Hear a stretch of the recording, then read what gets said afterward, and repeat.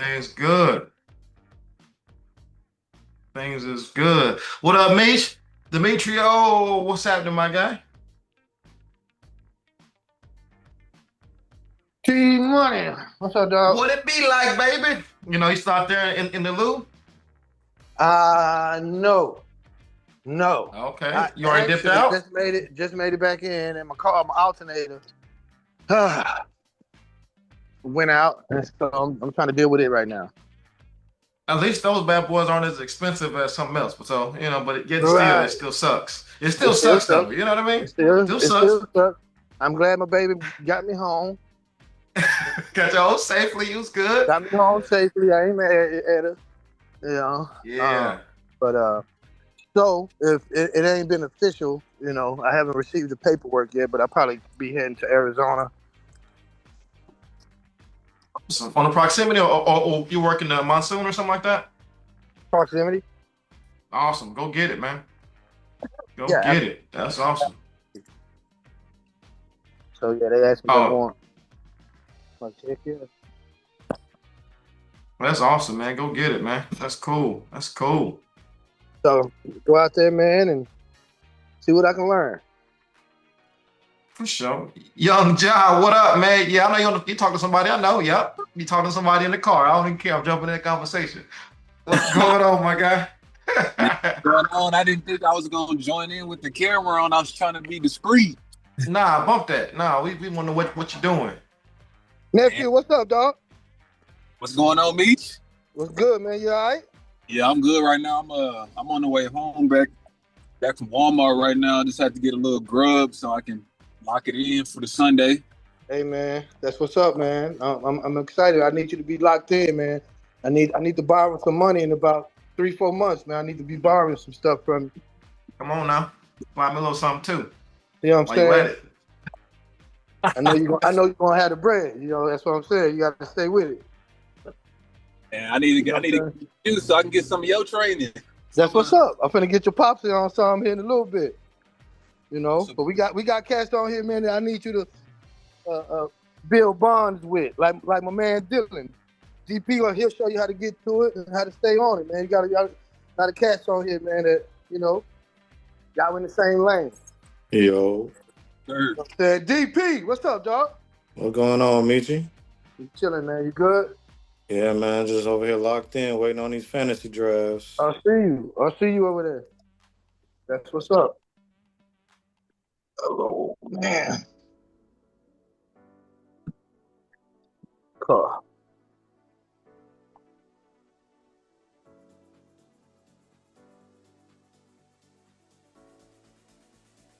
Yeah.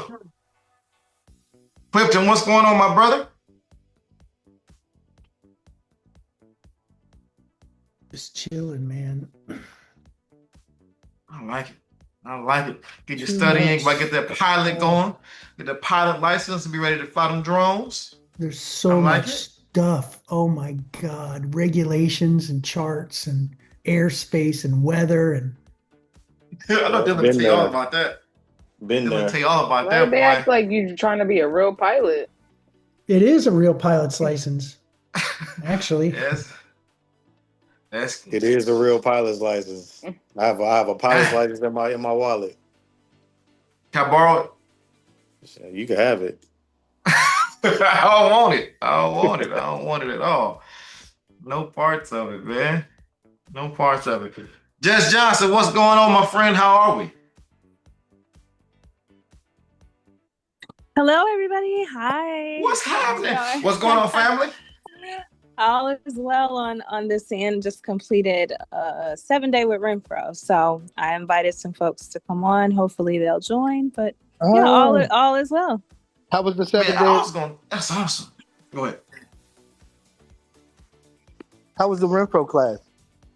Oh, it was solid. I feel like it was a great way of kind of refreshing some of the stuff. I'm brand new, so I haven't done any work at all with State Farm, and so I just try to refresh what it is I learned, and was able to meet some new people. So it was solid. That's good, man. That was great. Great. Good to hear. Mhm. It's awesome. Yeah, I just missed that training. I was gonna go to that training, but I'm here in Detroit, so I didn't go. I had signed up for it, so I'd have met you. Doggone it. Aw. Ah. Next time. Next time for sure. 100%. Sure. For sure. Charlie Lindsay, what's going on? Boy, got that cool picture on. He looking all cool and stuff, hands crossed. I like a good picture, Charlie. That's my guy, man. I met him out here in Minnesota. He's wanting to become an adjuster. He's ready to spread his wings. So I Spread invited him to my join wings, us today. fly away. That's awesome for sure, for sure. Yeah. Miss Mary Cox, what up?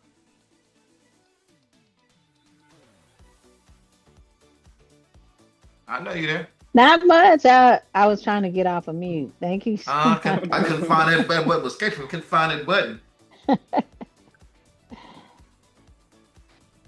Cool, man. All right, cool deal, Miss Vicky.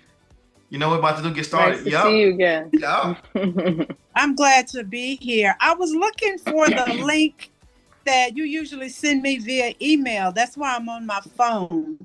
I would like to be on my computer instead of my phone. She's saying send her a link. Exactly. Go ahead and send that link.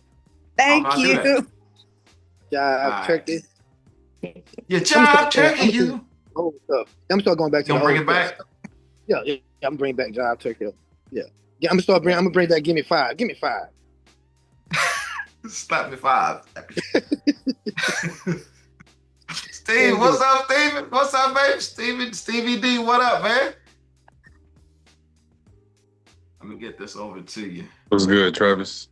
Man, you are, man. So you're on Ohio still. So you like to load it there. You're not going anywhere. You stayed in Ohio. You stayed fast there. That's what they told us in April, that we was gonna be here for a little minute. Oh wow! Especially if y'all like the producer. That's good. So we got a few people out working. Hey, I have a question. Is there anyone on here that's working in Milwaukee, Wisconsin on the flood? I didn't even know that they had a flood in Milwaukee. I didn't even know either. Yeah, me neither. Yeah, I have a real good friend that the community that she lives in was flooded out. Oh wow! When was it? Last week. Last week, that storm that we was talking about, it passed us over and hit the Wisconsin, Milwaukee area and flooded Milwaukee. Oh wow! Yeah, she lost everything. Yeah. Oh my goodness. That sucks. Whoa. Man.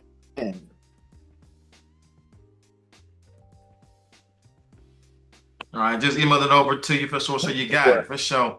You ready to hit this thing, Miss Aggie? You ready to hit this thing? Yeah, let's I got do it.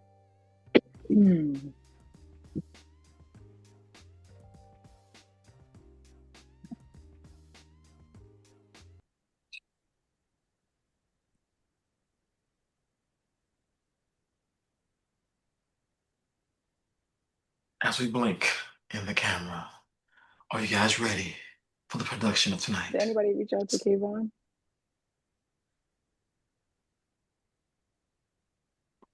Nope. Please jump over it. All right, let's get it popping. Yet still. Right. Well, thanks everybody. This is week 112, Laboratory of Redemption.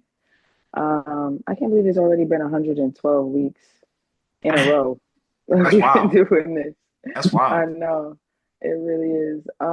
The topic for this month is Rise Above the Storm, Turning Chaos into Opportunity, right? Which is a perfect time during storm season. I'll let Travis go ahead and open us up. Oh, for sure, man. For sure, man. You know what? No, I'm excited about.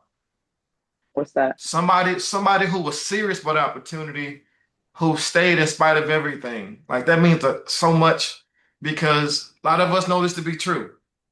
In this world of adjusting, it's certain but uncertain at the same time.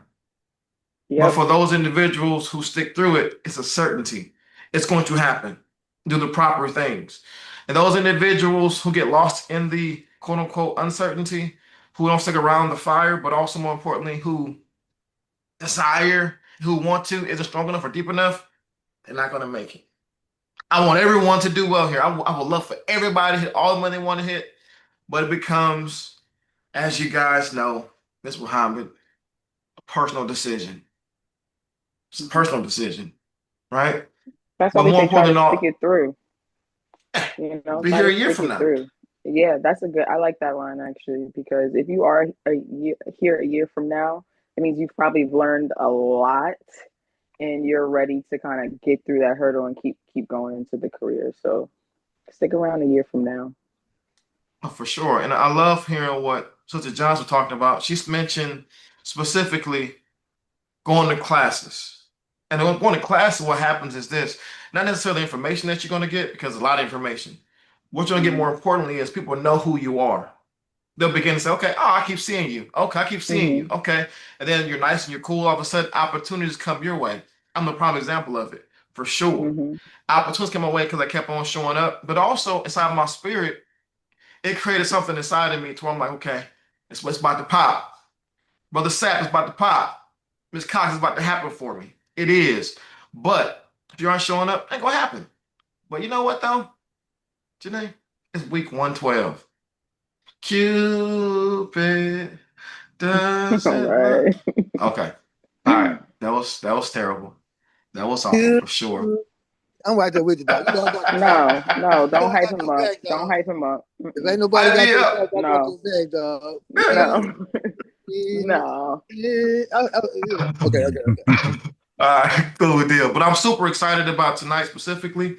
And we'll get into it, have our panel Oh speakers yeah. discuss it as far as hurricane season. But before we get into all that, the mission of 360 Adjuster Academy, the mission, if you really listen to the words. So I challenge you to listen to the words. I challenge you to take a moment and really embody what these words are saying. The mission of 360 Adjuster Academy is to provide premier training and mentorship. Mentorship is a big, big deal. So once you specifically start doing the job and getting good at it, make sure that you pass the word back to somebody else. You become the mentor. You become the mentor because we understand that it can be very difficult in our minds in the beginning as we're trying to figure this thing out. To provide your Absolutely. mentorship to new and existing independent insurance adjusters so they become subject matter experts within the insurance adjuster industry. That's powerful, Janae. Janae's a big deal. Because what I watched you turn into the mentor, Janae. You went through everything you went through, going through the whole process of, I ain't got no car, I got a skateboard, and you All was right. doing your I thing. love saying You was, she had a skateboard, Miss Muhammad. She was going to appointment on a skateboard in a that. backpack. And a ladder. She could carry the ladder and just skating up to the. All right. But I want let's understand this to be true. Because she's renting a vehicle. She rented a vehicle. She got there, rented a vehicle, right? Worked, didn't have a car, bought a car. Then fast forward to someone else. Look at my Sterling Reed. He saw it. Yep. He watched Janae do it. Specifically, watched her do it. He had no excuses in the world. He watched Janae get to the money, do the thing, then guess what he did? All right, fam, I'm gonna go ahead and do this thing. Rented a vehicle.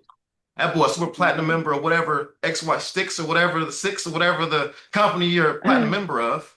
He rented a vehicle. And then guess what happened again? Our guy, Tyrell Wood, did the same thing. Rented a vehicle. Again, shout out to, Tyrell and his family. But again, understand that you are the mentor now, right? So faith, these are the core principles. Faith, believe in what you're going to be able to do. Like believe in, like really, really holding on to that thing. Like you believe without a shadow of a doubt, even though you're nervous, even though it may not look like it, but you're going to do it. Faith, gotta have that. Gotta be integral to yourself. Have integrity. Integrity in what you say you want, because what you say you want, right? You gotta have that integrity. Resilience, you will go through some things, but you still must be here anyway. Production, you gotta produce, baby. You produce, you make all the money you want to make. Janae, as she sips her water, I know it's water in there. Of course. And you will go through some things. I think that's my favorite one. For me, resiliency in this is like, man, because you're gonna go through some things personally. You're gonna go through Come some on. things in the job. Absolutely. You're gonna go through some things personally while you're on the job. Like Yep. it's gonna be a lot of things. So for me, that resiliency bit part of our principles, man, it makes a difference, man. Because it's not always gonna be sunshines and balloons and rainbows and unicorns and all of that good That's a stuff. fact. It's gonna be rough, especially starting out, especially in the beginning. So man, have some resiliency, but again, have faith that you know that you can do this. You know that you are gonna do it. That's having Absolutely. faith. Faith in yourself. And man, I love Sterling's story. I was right. I remember being at ET's thing with me and Sterling outside, I chopping it up and talking, and he was like, man, and now to see where he's at right now, see him, With the Cartier glasses. He had so I was Cartier just trying to say glasses. with all Bruh, this that stuff, boy was working in the the man got the wildfire, man. He came a long way. $500 AirPod, iPod, you know what I'm saying, headphones, like $3,000 glasses, you know what I'm saying, like that Not straight yet. probably I wish. $185 special, you know what I'm saying, like still do it up, man. Not yet. It's coming though. You know what I'm saying? The Cartier frame's coming, but not yet. Already. No, that's awesome. No, but Janae, as I look at the screen at the individuals on this call, those who keep showing up and keep showing up and keep showing up, keep showing up. Pay attention to Stevie D. He's an individual who he doesn't say much, but everything we talked about, all the principles, the embodiment of it. Steve, he is the example of that. So individuals, I'm shooting a plug because his camera's on today. You mess around and shot the camera on. Know this guy. Understand who he is. He's no nonsense type dude. He to the point, but the wisdom in which he's gathered over the years, he's worked specifically first as a public adjuster. Then he came over to the independent adjuster side. But more importantly, he was part of, if we trace it all back, shout out to Major, his friends, Steve, Kayvon, they're all a community together. Dylan, understand this to be true. Community helps save you time and energy and money and effort if we plug into it. Yep. So, Janae, how has community for you inspired you to keep pushing forward? Because I know that, in the beginning, you was out on your own, doing your own thing. Yeah. I think in the beginning it helped me the most because there was times my first year where I was on deployment and I was the only one in that area, and this was early on in my career where I didn't really know too many adjusters. At this point, I think I really only knew Meech. Meech was the only adjuster that I knew, and so having that deployment, I was out in California for probably like 3 months or so. And then once I had the community, once I met you and we kind of just started this community, it helped me stay focused from week to week. You know what I mean? Hearing everybody else's stories. Yeah, I'm locked in right now. I'm doing this. I'm doing that. I'm working on this. I'm going this hard, or I got this. This is my schedule. Like hearing other people just speak about, their individual schedules and how they're getting through things was very helpful for me. Just mentally, I'm not in it alone. Like there's mad other people now that I know that is going through the same thing. So Absolutely. that's how it really helped me, at least early on. Absolutely, for sure. As we're going back to today, the panel, Janae, individuals who were out working hurricanes. Hurricanes are a whole different world. It's a Right. whole different. It is chaos, chaos, chaos, chaos, chaos. Especially in the beginning. In the beginning of a hurricane, it makes no sense, but you still got to show up. And one thing that I did see, I want to mention this, was interesting. It was an deployment last year in Georgia, Hurricane Helene. Individuals show up to the war room in the beginning, very super excited about it, nervous, all of the above. And then they'll show up the next day. The next day they don't show up anymore because they didn't get the help which they thought they were going to get. But also too, it wasn't as organized as they wanted it to be. Sometimes in the hurricane situation, organization goes out the window for a few days. Yeah, Right. she just go out the window. But then these individuals quit and went home. Then the next day, because it was a production assignment, it was a fee schedule assignment. Then the next day, guess what happened? The deployment turned to hourly. I did hear that.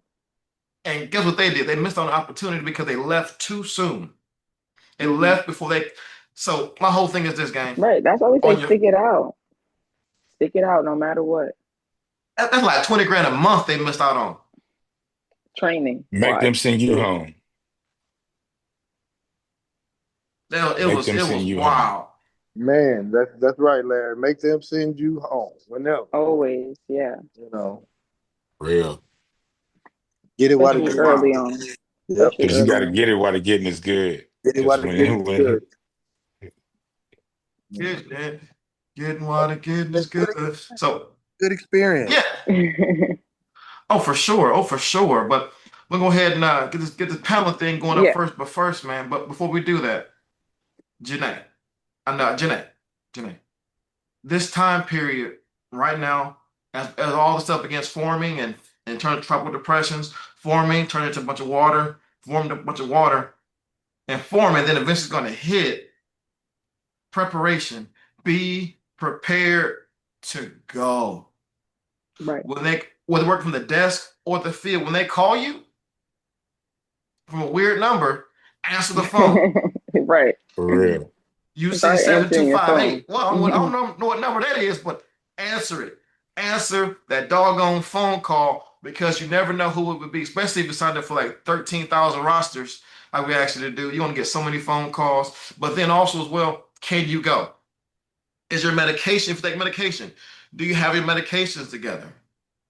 Is your doctor appointment stuff together? Is your vehicle prepared to Right. go? Got That's your important. tires? Is your engine good? Or if you're gonna rent a car, do you have the money already set aside to rent a vehicle? Whatever it is, are you prepared to go? Is your bags already packed? Is your cookware already set aside? Can you go? That's a big, big deal because opportunity come about and you can't go and you're ready to Right. go. All of a sudden you're like scrambling. Don't scramble. Don't scramble. Talk to your loved ones. Let them know what could happen. Because I've seen it today. Folks had opportunity, and all of a sudden, their Hmm. spouse them aren't on the same page. Oh my gosh, that creates stress within a stressful situation. So, all Yep. right. Um, But okay, so yeah, I was just gonna briefly, just very briefly touch on my experience. You guys already know my name is Janae. I've been adjusting for 3 years now. I just finished dang, up, or basically finishing up a deployment. It was in Wichita Falls, Texas. I'm currently back home in New York, but I still have just a couple of claims to finish up tomorrow to close. But it was a great deployment. Wow. It was huge hail. It was easy to spot. It was easy to know if it wasn't damaged. The contractors were barely present for inspections. It was definitely a very easygoing in terms of that. However, it was one of my more challenging deployments. Um, I know I reference this job sometimes as a game to me because it's just like you just keep doing certain levels, level one, level two, level three. And I feel like this deployment was challenging in the fact that my workload was crazy. I'm used to, I've never had more than 75 claims at one time, that's for sure. And there were times where I was at 120 plus. So it was incredibly challenging in that way to juggle all of that. But it was at the end of it, I feel like I passed, so it was a great experience. Um, I was asked to stay on for hourly because they definitely was expecting like a lot of reopens. I personally, I personally hate reopens. Um, but I chose not to stay for personal reasons, right? Um, I'm at the point in my career where I could be a little choosy if I want to at whatever point, come on throughout the now. year. And I'm very blessed in that way. I love that. I love that for me. How'd you get Because I've there? How'd you get there, Janae? Because you said something very, very key. In the beginning, say yes. But how'd you Oh, I get say there? yes. I said yes to everything. And there's that year one and year two, I definitely accepted those deployments, you know, and I personally haven't worked a hurricane season because I was always working somewhere else. You know, last year I took an hourly deployment out in Iowa. I was there from May to December, you know, so I missed all the hurricanes. But like I said, for personal reasons, I decided to come back. I don't have much debt, right? My car, that's about it. I don't have any kids. So for my personal self, it was a good decision for me. Obviously, other people have different situations in their life. So, you know, you don't let anyone talk you out of a deployment or into a deployment, most importantly. Good Because there were advice. Good times where stuff. there's times I could have been swayed to not take a deployment for whatever reason, but every deployment that I've taken has helped me tremendously, especially the Iowa one, which ended up being a component deployment, but it was proximity, you know, so I learned a lot working that 6 months in Iowa, and I wouldn't trade it to work a hurricane, you know. So like I said, that was a choice that I made right now for myself. But year one or year two, take it all. Take every deployment that they offer you. You know what I mean? Mm-hmm. Like I said, I wanted to work on some personal things because when you're in deployment, and this is for myself, but I know there's a few people in the room that can, you know, relate to this. You're hyper focused. I'm hyper focused on the work. You know, I take time to reach out to friends and families from time to time, but I'm hyper focused on work. I can't me personally, it's hard for me to get anything done in my personal life. You know what I mean? Is very difficult. I probably could use like a secretary or something, but you know what I mean? You get hyper focused. So there's things that I wanted to work on for myself, and I also wanted to be prepared for the upcoming, you know, storm season. Like we said, it is hurricane season, right? Hurricane season technically started June 1st, but it don't really get started until end of August, September, even October at times, right? I mean, I know that one of the biggest hurricanes that hit my area out here in New York happened at the end of October, right? Last year we kind of got started. I know a few people in here worked Hurricane Beryl that came in early July, right? But most people got their start during Hurricane Helene, right? And that was at the end of September. Shout out to So Phoenix.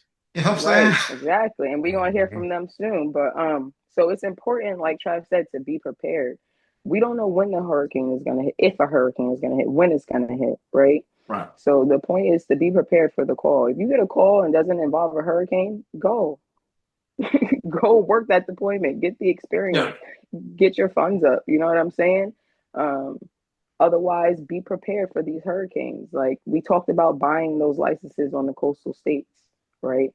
If your home state is Texas, you are in a great position.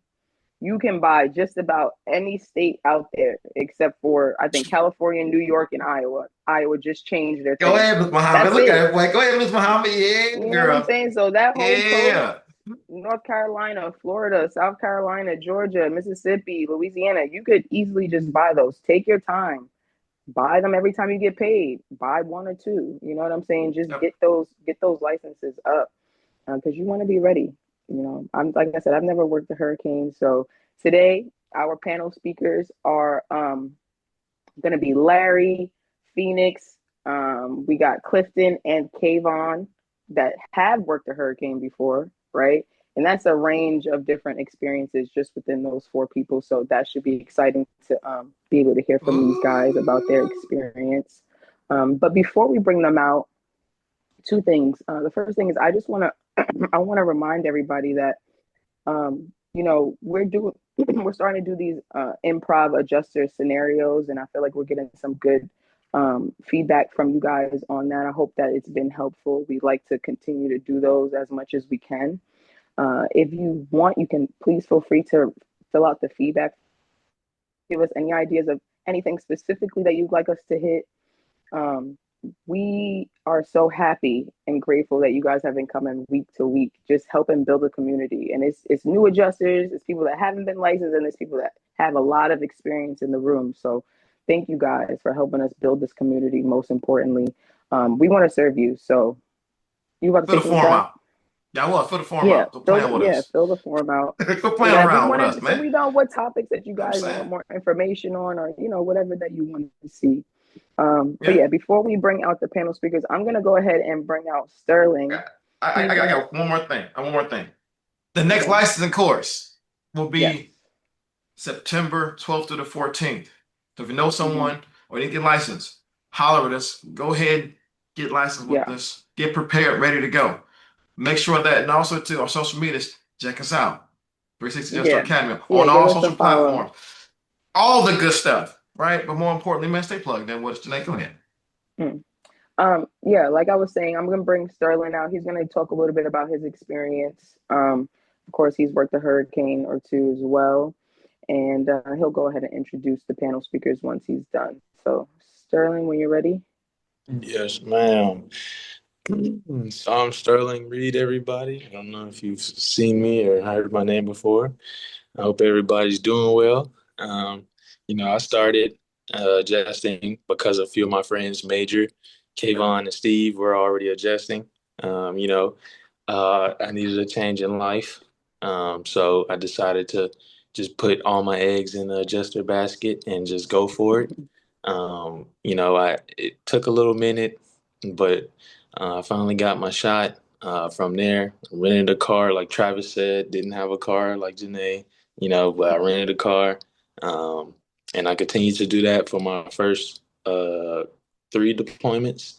And then I finally bought a car. Yeah.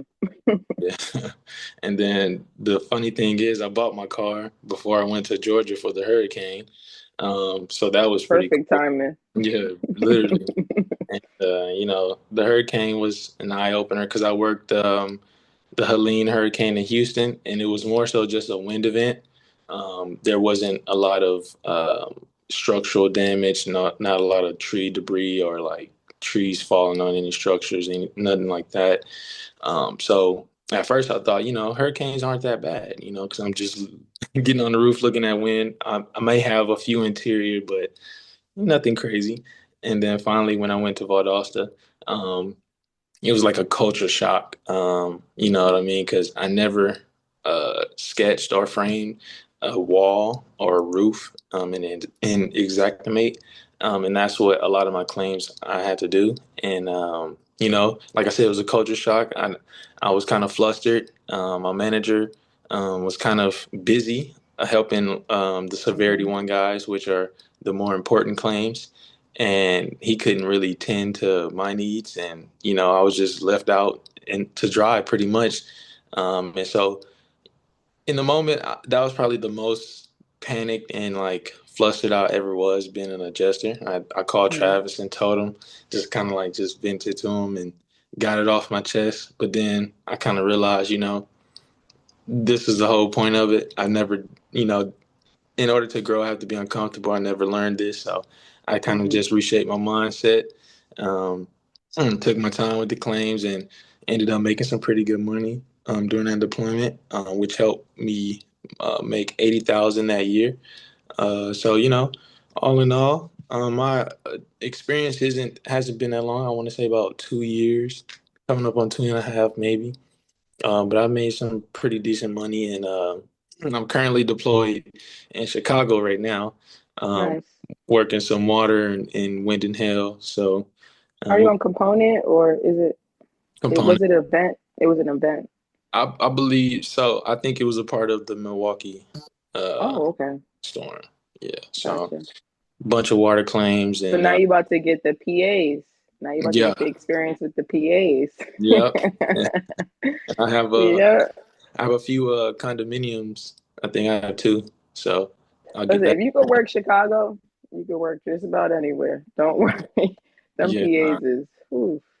Yeah, that's the goal. So I'm trying to finish the year here and overall finish the year strong. So that's what I have. And pretty much to tie into the rise above the storm, that's what I would say. Keep your head down. Your starting point is never gonna look like your ending point, so don't get too caught up in that. Everybody's starting place is gonna look different. So don't worry about what the next man or next woman is doing. Just focus on where you're at. And growth is growth. Don't measure it or compare it. and just take everything in stride. That's the best advice I would give, and be optimistic, but be realistic in your expectations. Be honest with yourself. If you feel, if you could give a little effort, and try to. That's the best thing I could say as well. But I want to introduce the panel speakers for tonight. They're going to touch on the Georgia deployment, the hurricane event, and we have Kayvon Hill, Larry, Clifton, and Phoenix. Whoop, whoop. Yes, sir. And Crowd goes wild. yeah, like we said earlier, it's a range of experience here, from years to a couple months, or a couple years. Right. Some people got So their first start during Helene, so yeah, so it's gonna be some good information, some good tips. So if you have any questions, don't be shy. Um, ask the question. Don't yeah, feel we're not embarrassed. strict here. Yeah, we're not strict. There's no dumb question. You don't know what you don't know. So feel free to ask. Put in a chat if you don't want to talk, and we can address it from there. But just be open to communicating with us, and so we can give you guys the information that you're looking for, and that helps you grow. Yeah. So, Damn. um, so yeah, we're talking. So, of course, we're talking about the hurricanes, and I was actually in the Virginia area. I think everyone else that's on here is going to probably be in the Georgia area, but I was in the Virginia area during the hurricanes, and where I was at, I was actually up toward the North Carolina, Virginia area, um, Tennessee. So I was pretty much in the Tri-City area. That's what they called it where I was at. And I didn't really see a lot of the devastation from the water of the hurricane itself, but I did get flood waters where I was at. And due to where I was at in the Virginia area, it was a bunch of mountains. So the rain, I think they said had rain for like 5 or 6 days straight out that way, and they had like a real downpour. So what goes up must come down. So the water was coming off the mountains, and it was houses underwater. I mean, Mm. a lot of lives lost, mudslides, bridges took out. It was real bad. Quick story about when I was there. I went and did an inspection on a house, and my the policyholder's house that I went to do the inspection on. Um, he was you could tell he was kind of a little upset. You know what I'm saying? Of course, he was upset that his house was had been flooded out and stuff like that. And not only had it been flooded out, but it wasn't any insurance coverage for it. So his friend had pulled up to his house a few days before I pulled up, and his friend pulled up to his house, and his family was in the house when the waters came and took his family away. They say his friend shot himself right there in his front yard. So I said that to say, you never know what you're gonna walk into when you're Mhm. walking to these policyholders, whether it be a hurricane, a tornado, a flood. I mean, anything. So, we got to have the gratitude. We got to have the sincere within our hearts, knowing that we're there to help them to understand that we are there for them. We're there to serve them. Um, I mean, and I say that, and I stress that, I stress that because where I'm at out here now, it's like they do not believe in adjusters. Like it's like you're the mean guy, you're the bad guy. Mhm. Like you are this, like for real. Like I've I've I've I've got put away from my house out here. Like I've got asked What? to leave. I've got asked to leave from my house. because the contractor was not there when I came to do the inspection. They believe in the contractor more than they believe in the adjuster. So I said that to say, make sure they understand that you are there for them, you know. So, but that's just a little bit about myself. Um, we're gonna go through and let the panel, the rest of the panel, just say a little bit about what your experience was on your first hurricane deployment.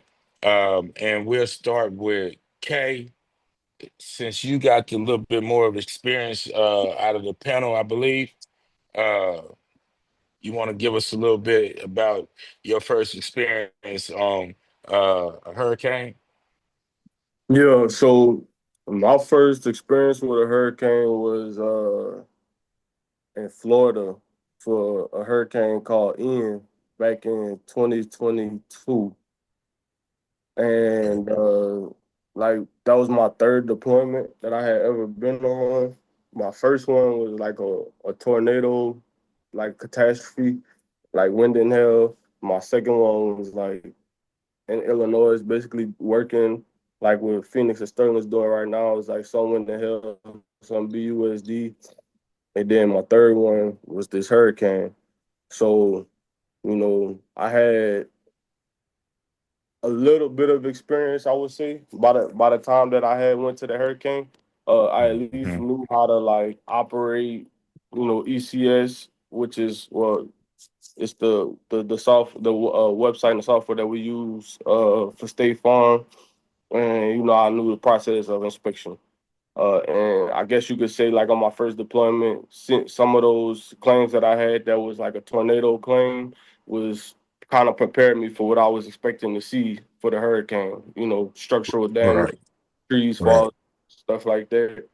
So uh, it was a different experience because like majority of my claims was like a lot of wind damage versus like it being majority hail and like some with just a few missing shingles. But this one is Hmm. like in Florida they have a lot of those enclosures. They call lanais. It's like a pad like screens in the back around the swimming pool. So I had to learn how to write estimates for that. I had to learn just the process of um, using the wind repair versus replace calculator, which is like a calculator that we use with State Farm to determine if we're going to just be replacing the slope versus doing a complete replacement. I mean, versus doing just the repairs of the shingles that's damaged.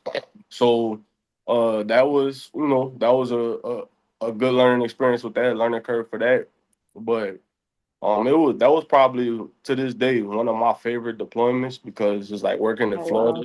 It felt like a Right. vacation. You know, Right. we was out there. We was running like Monday through Friday. Then sometimes like we'll go dip off to Miami on the weekend, go chill. But um, just like it was that was like I said, that was one of my favorite deployments because it was my first hurricane. It was the first, like with hurricanes you'll see that it's way more people on a deployment than it is just for a typical wind and hail event.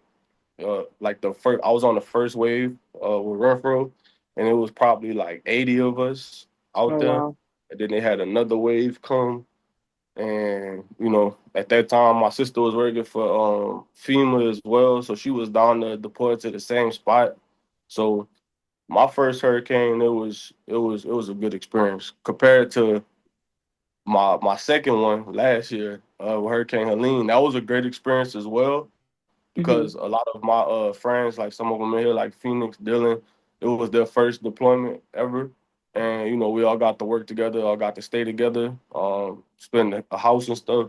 But that one was way more stressful because it was like we was driving like almost 2 hours every day Oh for the wow. inspection, and back, and then I would say Helene, about 90% of my claims had like structural damage, like a tree fell on the roof. So you had to do a lot of Mm. reframing and stuff like that. So that made that deployment, you know, a little bit more difficult Mhm. compared Yeah, to that's Florida. that's a lot. And then and these are big trees too. Like, Right. Like, well, I was in Virginia, man. And this tree came down and took the whole house out. Like it's like wicked, you know what I'm saying? So you do that's one thing that was a good point there, Kay. Like in hurricanes, like um you do a lot of framing work. Yeah. A lot Yeah. of framing work in hurricanes, you know what I'm saying? Um I noticed that a lot. I mean, I learned how to really start doing the framing of the house, of the roof in the house, you know what I'm saying? In Virginia with that. So, Yeah. um, uh, Phoenix, you want to go next, man? Yeah, what's going on? Introduce yourself. Little something about the little Georgia hurricane. Hey, what's going on? Well, if you don't know me, my name is Phoenix. I'm from Houston. And yeah, I started adjusting because like, well, I'm not gonna say everybody, but a lot of us because someone else was doing it. And I think Major was the first one that I knew about for real. Yeah, it was Major. Then Kayvon, and then so for Sterling, and then I got my first shot in Georgia, and I remember getting a call, and I was just like, "Let's go!" Like I didn't know what I was going to what to expect. I was just kind of excited but nervous, and but I was just ready. Like I just remember Yeah. like that summer, me and Dylan, we were kind of like getting on a bunch of rosters and kind of just kind of getting. Well, I don't know how he felt, but I was just getting a little impatient with it. It's just I don't know. That tends to happen sometimes. Yeah. Yeah. So it was like it was just the perfect timing for me because it was just like I'm quick to go do something else. So I'm kind of glad that I'm definitely glad that I stayed down and got that first shot because I went out there and man, Phoenix, let look at me me. let me let me ask you Go something really ahead. quick. Since you had a few friends that, were already doing the job, before you went out to Georgia, had you like did an inspection? Did you shadow No, anybody? Nothing? Like you just went out there just not knowing man, I didn't. anything. I didn't know Like most anything of us, about but just anything. saying. I didn't Okay. know anything about anything. I got out there and it was so hectic that they told us to do our first inspection, we had to go with a trainer. And I Mm. remember like my trainer was like, I'm already booked up basically like 5 days down the line. And I'm just like, I can't wait 5 days to do my first inspection. Like, Oh, that's crazy. so That's it's we so in a crazy. we in a big house. So I remember I didn't even go on. I didn't know Mitch. It was well, shout out to Mitch. It was actually Major's friend, and we became friends like naturally staying in the house with him for 8 weeks or whatever it was. And I just told Mitch, I said, I'm going with you. Well, to your first inspection. I went with him. We woke up, drove an hour and a half at like 6 in the morning. They saw him do his first two inspections. And then I just came back the next day and I just went to do my next inspection, like my first inspection myself. And one thing I will say is the war room is like what made me become the adjuster I am today personally, because it started off as me going to the war room every day for about 2 weeks, maybe 2, 3 weeks straight. So I got to the point where I didn't need the war room. So it was just like literally, I remember I would come home, take a shower, drive up to the war room. And then, like I said, it got to that point where I just didn't need the war room anymore. It's like I became more confident in what I was looking for, knew what I was doing, became Mhm. repetition. And then it just became it was clockwork. I'm not saying that it was I knew everything because I still learn new things to this day. Like I'm working a whole Right, different type right, of right. storm right now. So it's like, but as far as like what I will say as far as a hurricane goes, it's like once you know what you're looking for, that does become, repetition at that point. It's just like, okay, it's this line item. I know what I'm doing for here, know what I'm doing for there. But other than that, it's just repetition with anything. You just put the time For in, sure. it becomes easy. You shoot 100 jump Right. shots. It just gets easier with anything. So it's just like that's kind of how I approach this adjusting the stuff. It's just repetition. Becomes Mhm. clockwork. And now I'm on Right. my fifth deployment now, so it's just like I've been That's working nice. since. So He I'm just making glad money, I stuck y'all. with it. He making That's money, what's y'all. up. That boy getting that money, money. All right, Mr. Yeah. Cliff, you ready? come off mute. Let us give us a little bit about yourself, Mr. Clifton. Then I got a few more questions for you guys, and then um, we'll get some questions from the family out there. Move on ahead. Get up out of here in a little bit. You ready, Cliff? Oh yeah, I'm here. So for me, I spent, I guess, 8, 9 months going to trainings. I did like a lot of the beginning and intermediate trainings at Alacrity, and I thought I was prepared. And then I got gut punched because I was not prepared. And in a way, I was a little upset that I wasn't as prepared or even nearly prepared as I should have been. So I went out to Helene, worked Hurricane Helene, and the war room was in Waycross, Georgia. Oh, before I go any further, I want to make a shout out to Kayvon. Kayvon, thank you for thinking of me. Because how I ended up on deployment, the hurricane hit, and some of the people from this group here, Kayvon was one of them, were in the orientation meeting, and I get a text from Kayvon, said my manager says he needs 35 more adjusters. I said, yeah, give him my name. And I literally, in less than 5 minutes, I got a phone call. And 2 days later, I'm on my way to Waycross, or on my way to Alpharetta. So the thing is, there's going to be things that happen that you're not prepared for. One is the scope of a hurricane like that. That Hurricane Helene was one of the top 5 worst disasters in the history of the United States, and people don't realize that because of the amount and severity and just overall swath of damage that occurred all the way up to Virginia from the Gulf Coast. And so I had a lot of unfortunate things happen in the beginning to where I just got to the point where I just refused to fail. And like when I went to the orientation meeting, I missed almost all of it because they give you this computer and all this equipment, and my computer wouldn't work. And literally a day and a half later, the manager says, you need to go back and turn this in and get a new computer. I'm like, well, does State Farm know I'm coming? And he's like, no.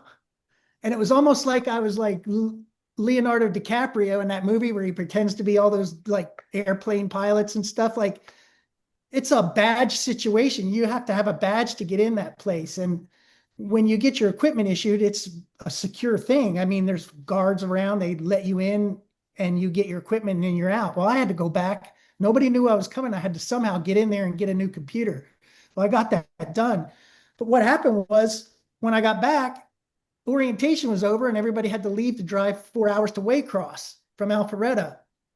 And when I got to Waycross, I missed all of orientation. My stuff wasn't working. And I was in a situation that I don't work well in when I don't know that I know what I'm doing.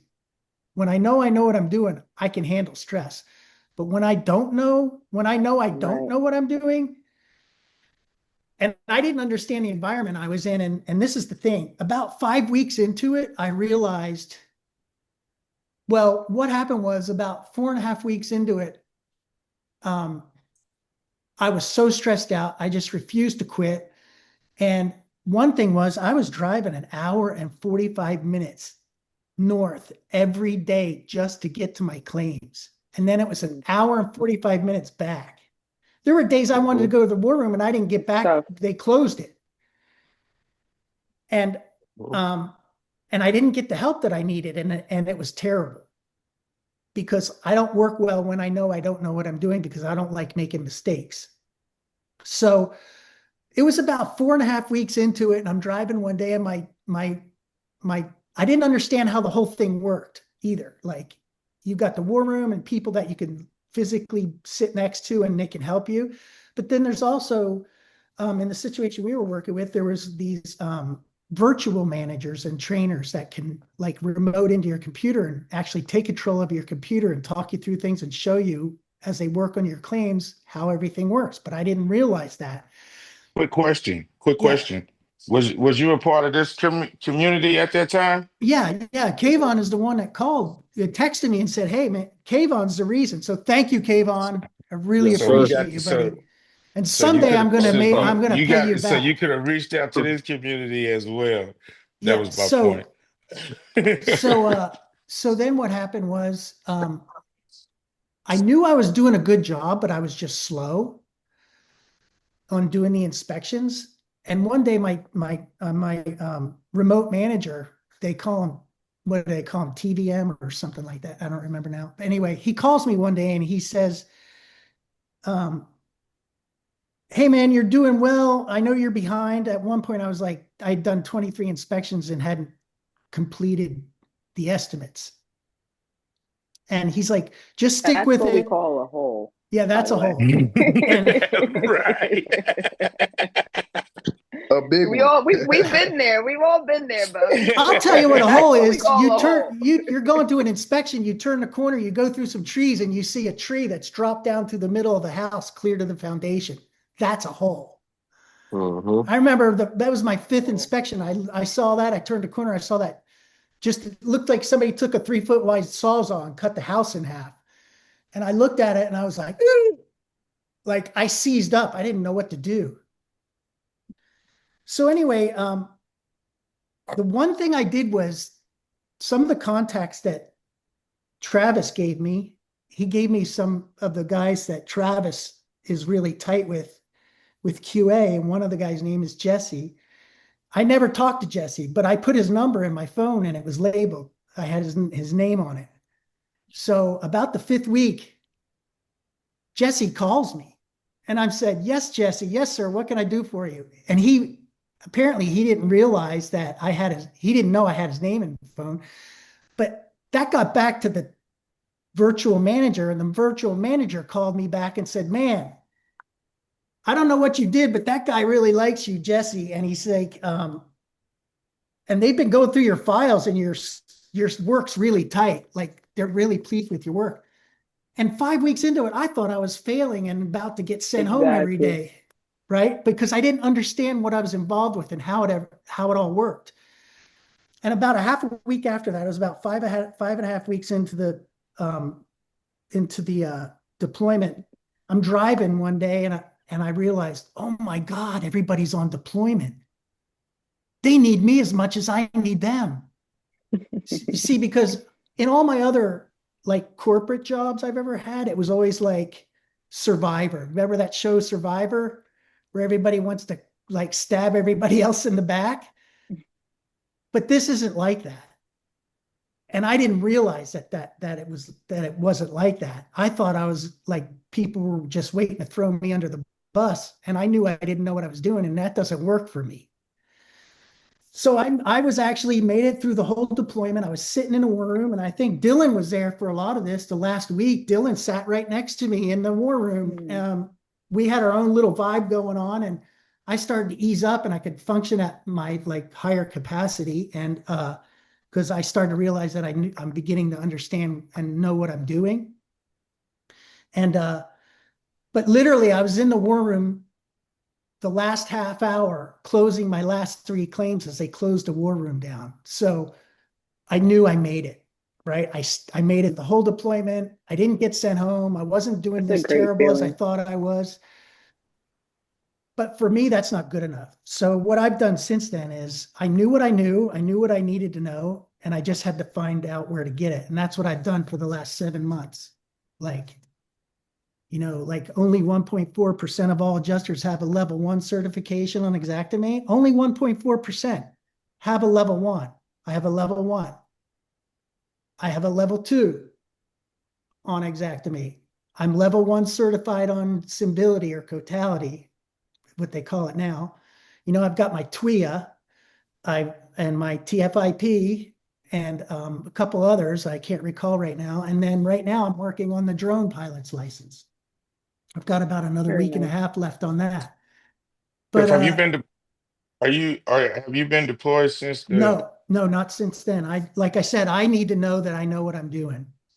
Now Okay. I know what I'm doing. All right, for And sure. Not and to cut you off, so but we got a few questions going, man, and we got a sure. few other segments to get to. So let's get to these questions real quick, and then we'll move on to the next segment. Um, this is for all of us that went out there. How do you typically prepare before being deployed to a hurricane, knowing that you're going on a hurricane deployment? Like now that you've already been on a hurricane deployment, how would you prepare to go on to your next hurricane deployment? Me personally, how I would prepare is, well, if you've never been on a deployment, I guess it's different because it's different for if you're new or if Just you get have both. experience. Yeah, Well, get because both. I mean, well, okay, if I was new, I would just make sure I had, you know, some funds to get there for one, and just get as much stuff as you can before you get there. Because you don't want to get into the situation where, you might not have your cougar paws and then you're looking for stuff that you can't find. You might be in Waycross where they don't have cougar paws. And I remember Tyrell had to Right. order some. They didn't have this. It was just, you just want to be as prepared as possible as far as just like having what you need, like ladder, like just people like little stuff like that people just like you could just go get that right now. Get on Facebook Mm, Marketplace and find a cheap right, ladder. right, It's just like right. little stuff like that. But as far as like now, I just would, I just like I just got up now and just came to Chicago. It's just like a mental thing that you just like you got to just tap back into that mode. Like, okay, Right, right, I'm about right, to right, have to get on this computer, about to have to make these calls because right. if you at home just chilling for a little 2-3 weeks, you just in a different headspace. So it's just Hmm. I just like to kind of get myself in that back in that mode, just kind of separate myself and just like mentally prepare for what I'm about to, do. Right, right. Me myself, um, I would pretty much the exact same thing. Some things that I would definitely do, you know, um, different on going out to a hurricane is um, I'm gonna take me some food, like like where I was at for a minute, bro. The power was out. It was Oh like wow. it wasn't no gas. It was there for a minute. It was hard on the yard there for a minute. You know what I'm saying? Because the floods. You know what I mean? Mm. Yeah. So, you Now that know, you say that, not to cut you off, but I remember go ahead, like we slept in the car for the first 2 days in front of the war room. Me, bro. Wow. Dylan, We slept Tyrell. in the war room on the floor. Oh man, I forgot about What? that. Now that you just said that, I didn't even know Yes. any of this. That's that's crazy. crazy. Yes. I totally Yes. Slept forgot in the war about room on the that. floor. And Ate that was some because you bananas and couldn't find crackers. anywhere to sleep. Like I'm. The There was no rooms was power. like they First of all, was all the hotel, yeah, they were gone. There was no I was hotels. about There to was no say the power like the rooms was first gone, day and the in ones that you could get was Georgia. like Roach Motels, and they charge you like 300-400 for a room. Yeah, I yeah. I was out there with Larry. I was out there. My bad. What happens is by the time we get there on a hurricane, all the road service crews and the power line crews and the tree trimmers, they got all the hotel rooms. They get there first. Hmm. Not to mention the Yeah, policyholders as well. Yeah. right. The ones that they had to lose their houses and stuff like that. Yeah. And I also What, like to what, say to all the newer people, I know this is hurricane specific, but everything they are saying right now, Mr. Clifton, Larry, and Mr. Phoenix, all this can be translated to a regular deployment as well. So I don't want you to take this information as just hurricane information only. This can be applied to every single good deployment point. that you take. Good My point. my bad, Good Larry. point. No, good point. No, that's a real good point. I mean, is and because it, like I said earlier, you never know what you're going to walk into when you walk into these deployments. You know what I'm saying? So, you could be thinking you on a hurricane deployment and it'd be a tornado. You One know. one of the things that Travis told me that I really listened to was he said pack in tubs. You know those tubs that have like a lid? Hmm. And I had 5 tubs that I packed my stuff into. And whenever I had to move, and that's what I lived out of those tubs. And whenever I had to move, I could be out of that hotel room and in my car and into a different place so quick because I kept everything organized and all my stuff was in the tubs. And then I had one tub that was my adjuster tub with all my flashlights and all that, stuff you have, my belt and all that stuff in there and my clipboard and all that, whatever. extra shirt and all that stuff in a tub. So the tub thing is freaking awesome. It's a really great idea. And another tip too, like when it comes to like a hurricane, if you not like, all right, for instance, like right after a hurricane happens, because we all talking about how like last year when we went down for Helene, like Phoenix and them went down there and they had to sleep in the car outside the war room for 2 days because none of the spots had power and stuff like that. But like me, I had stayed back in Atlanta. So the day that I went down, I went straight to an Airbnb with power. So just like a learning experience for that, like you probably not gonna start inspecting these claims until where you're going to has power. Like you could wait like a couple days to just make contacts and get stuff in order, and just wait till you confirm that they have power before you actually drive down to where you're going. Cause like the difference between like Phoenix and them went down there early. I stayed back, waited 2 days. I didn't have to sleep in the car, because I waited and I just made my contacts from Atlanta. So, just be patient with these hurricanes. Like, just make sure that where you're going, they have hotels and stuff that's available and they have power. Because, like, Phoenix, he set you up. for like Hurricane Ian, Right. for Hurricane Ian, like 2 years ago, when we first got down there, we checked into Airbnb. And the lady told us like they didn't have power, but she still let us check into it. So, it might be a situation where they might let you check in some places and like they don't have power and they're getting it situated, but just be aware. Yeah. What was you gonna say, Steve?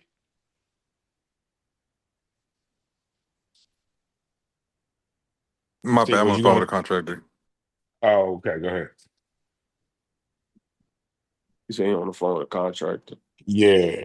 So But so one more question, man, and then we'll go on and you know wrap this little thing up and go on and move on to the next thing. Let me see which one is. All right. So I wanted to go to professional growth for all of us. You know what I'm saying? Since we all come from different backgrounds and we in this business and some of us have been, like Clifton was saying, he was already in a corporate world of professionalism.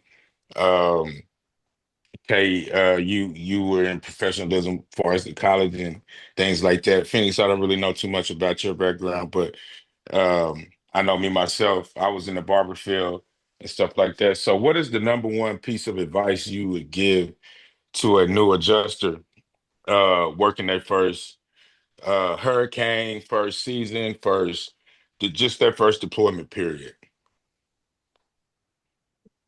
Okay, so I'll take this opportunity. The thing is, don't overload yourself. Start out slow. Finish the whole process. Boy, say that again. Boy, say that one more time. I got Yeah, excited. start out slow. Finish. What you want to do is you want to complete the first claim that you go inspect. So you want to give yourself honestly 2 days. If it's a hurricane, like some of the stuff we saw there, if it's a hailstorm, you schedule it, and don't schedule your next one for another day. Like leave a whole day in between. What you want to do is you want to do the inspection process, successfully submit the claim before you start your next one, because you want to go through the whole process and complete the whole process. And then through repetition, you'll build speed, but you want to get the process complete and you want to be accurate and you want to know what the people that are reviewing your files are looking for. And then then you can start to slowly accelerate. But honestly, you just have to be patient with yourself and remember the first claim, you want to close it and get it submitted before you go to your next inspection. And then the same thing, maybe for a week, you only want to schedule one every other day for like 7 or 8, 10 days. And then the next time you schedule two for a day, two inspections, you want to have a day off because you want to get the process, the repetition process. And as you build your capacity to perform and you're doing everything successfully, then you can work on your speed. But if you try to do too much too soon, you're going to get confused, especially if you're working state farm claims, because the software and all the stuff you have to do is just ridiculous.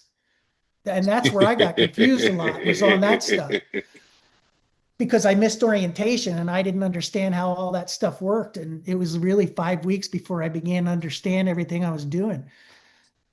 But yeah, that's my suggestion. Pack in tubs, and remember, you want to be successful, and you can, once you're successful, you can build speed with repetition. That's my 2 cents. Good job. I mean, appreciate that, Clifton. That's some real that's real talk. I mean, I think all of us are probably going to say that, take them days, that they give you. I know that they're gonna be, hey, I need you inspecting, I need you inspecting, I need you inspecting.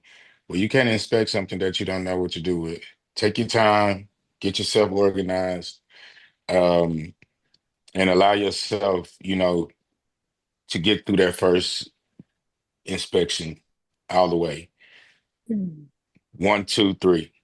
1, 2, 3. Like, first step, inspection. Second step, uploading those photos, doing that dynamic file note. Next step, doing that estimate, getting it sent up. 1, 2, 3. Remember that. 1, 2, 3. One thing I'll add to that is just to go back to the question. I feel like a lot of new adjusters, when they get out there, like you might not know something, but you don't want to like come off like you don't know what you're talking about. Like you kind of want to move like with a certainty to where you're not confused. Like, I don't know, like I don't know. Basically, I saw a lot of people they don't know what they're talking about, but they make it known that they don't know what they're talking about. You don't want to be that person. You kind of just Confidence. want to, yeah, you kind of want to Speak with have, confidence. you kind Speak of with want to have confidence. like, Even if you don't know what you're talking about, exactly. say it with confidence. Yeah, even if it's Say it wrong, wrong you with feel me? confidence. Yeah, you don't want to be that person that just look like he really don't know what he's doing. I'm good at like I can be 100% wrong, but I'm gonna say it 100% like I could be, like it's right. So that's another little tip to Real people, talk. and just always, just refer back to your manager moving forward after that. Real talk. Yeah, Tay, and you want to say something before we move on there's to nothing wrong with saying that, I'm not sure. I don't have the answer right now, but I can, I'll reach out to management and I can get you that answer by tomorrow afternoon or by Friday at, whatever time. Just make sure right. you follow up with them, which whatever day you said that you would follow up with them. Because Say that like you said, again. you have Please say that you have to again. have fake confidence, right? I say that all the time. Like, of Exactly course, what I was. like Phoenix said, For we real. started, I had no idea what any line items were, right?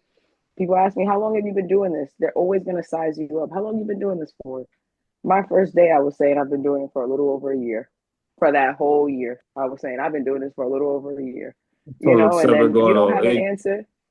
If you don't have an answer, right, right, exactly. If you don't have an You answer, said 7 going I on actually, 8. when you don't have an answer, you just say, I actually am not sure about that. I'll have to check your policy, but I'll definitely reach out to management and I'll get a better idea. I'll reach back out to you by Friday. And they'll be like, okay, thank you. And that's it. You just follow up with them. Because they don't know either. That's why they asking. But they'll make it seem like they do, especially the contractors. Yeah, so. But they really just talking out the side of their neck to see if you know. But they just want you to give them an answer so they can use it against you. So be careful for that. Okay, you want to say something on that, or we're gonna go on and pass it on to Janae and Trash so we can let them finish it up so we can get on up out of here. Well, that's pretty much everything I have to say. So we go and wrap it up. Okay. Hey, I said that, but do the panel have any questions for us? Oh, yeah. Far as, you know, uh dealing with the hurricanes and stuff like that, or even just some questions for the panel that over what it is that you heard today. Yeah, any questions? I don't have any questions about what we talked about today, but I did need some advice about this firm that I'm working with. Yeah, shoot. All right, so here's the rundown. I started getting claims with AAN, and this recent claim that I got, the last adjuster that they sent out there, he never turned in his work, and they haven't heard from him or anything. So Right, you mentioned that, right? yeah, Last so time, I think. right. So they sent me out Hmm. there to do his claim, and I went out there and did it. And I guess he was like their main guy down here in South Georgia, because after that they sent me like two more claims, like while I was at that claim. And then after that, after I accepted those, they stopped asking me if I wanted the claims and they just sent them to me. They just started sending me claims, right? So Hmm. where that is a good thing, the money isn't really a lot. It's like I'm all for the experience. Like I know I'm getting the experience. These are claims I'm putting up under my belt and all that, but the money isn't enough for me to like say I want to commit to them. And Hmm. my question is, should I still be reaching out to other firms for work, Yes. 1,000%. even Yes, though they please. are? Please Yes. don't stop doing that. And Yes. what do you mean by commit to them? So Like, because like I Well, said, they're keeping me working. oh, right. you stay working until you get something better. That's a fact. Okay. All right. I I mean, That's a got. fact. Can you I? got to feed your family. So you work your jelly until it's time to something better come along. You know what I'm saying? As And then long even as with that being said, you can tell them like, hey, I got something going on right now. Is I'm just put me on hold for claims, and I'll let you know when I'm ready to accept some more. You know what I'm saying? So Mhm. you ain't never got to burn that bridge. They know, other things come about. They know they're not paying you no whole lot, so they're not Mhm. gonna feel no type of way. Trust me, they're gonna go How, find somebody else that's new and upcoming and do them the same thing they're doing you. Mhm. can I ask a question? Like, not trying to pocket Yeah. watch, but how No, much go did you ahead. pay the claim? So Right. the highest claim was 180, and the rest of them been like 143. All right. Well, look, like it don't matter. Like in my opinion, it don't matter what you're really doing in this, because it's like it's some seek. I met a Seek Now dude in Dallas last year, and he was talking about coming to becoming an adjuster. I was like, but he was like, bro, I'm making $20,000 doing Seek Now every month. And I told him, I was like, don't, for what? Why would you like you already making money over there? Why would you come over here? And like basically, the faster you're gonna get through them claims, the more you're gonna be able to stack them. And like from I think that company, like your claims might be easier than our claims. So like once you Hmm. start getting faster, and once they start trusting you more, they might give you five in a day, 4 or 5 in a day, and you making the same thing we making. So like I wouldn't get caught up. Right. As long as the tap is on, that's what matters. Not how Right. much you getting paid per claim. Because the more you Right. do, the more you're gonna make, in my opinion. Okay. Facts. Okay. Yeah. Sometimes, That's and I was just gonna say, sometimes, we get caught up in that, but I was kind of in that same situation, man, before I got it sent out on my first thing. And I was working for the best, but I was just getting like fire claims because they didn't know that I can do the actual field work. They wouldn't let me do no field work. I had the Xactimate, I had everything I needed, but they would send me fire claims, and I would have to go out there and do content. I called Trav almost crying a few times because I'm like, I'm like, man, this is this what it is? I'm like, man, nose smell like soot. I ain't got no, but nah, man, just just stick in there, man. And then um you always opportunity is always out there. You know what I'm saying? But you don't never want to burn your bridges. So when you do it, just do it in a respectful way. Let them know you got some other stuff going on, and you can go from there. Jamir, how far is these claims from you? Okay, so yeah, that's what I was thinking about. So they like some of them like 3 hours away, 2 hours away, and stuff I like take that. back everything I said. Never Are mind. they Yeah. are they paying you mileage though? Because majority of the time they pay you No. mileage. They ain't paying mileage at all. Get Yeah. out of there. No, you might I need would to you might need I to see would what's up on the mileage. Run, Okay. Jay. Run, Yeah, Jay. I would it's Yeah. good for the experience, like you said. I think Right. it's very good for the experience if they're giving you a handful of claims at a time. As long as they're not giving you like 10, I mean, well, if they give you more, of course, that's better. I'm not sure, but I would just like I think it was Larry who said it, or somebody just said it. Like you can let them know, like, hey, I'm preparing to go to a deployment. I'm gonna need you to cut me off. I can't work past this Mm-hmm. day. Once that time comes, you Mm-hmm. can go ahead and do that, and you're not burning a bridge. You're just doing it, the right way. You're an independent adjuster. You do what you want. This is your business, but it Right. is It's good to your get the business. experience for sure. Well, let me say something about a little bit, piggyback on that, y'all. I wanted to sort of clarify a little bit because it seemed like it could be a little bit misleading. When you are on a deployment, you don't just pick up and say, "Hey, I'm leaving" when something else comes along that's better.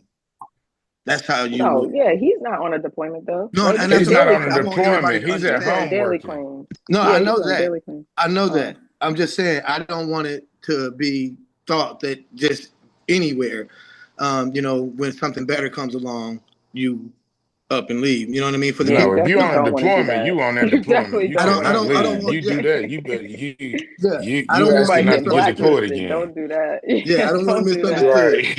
You know what I mean? Don't Like do this is that. just a unique situation to where he's in right now.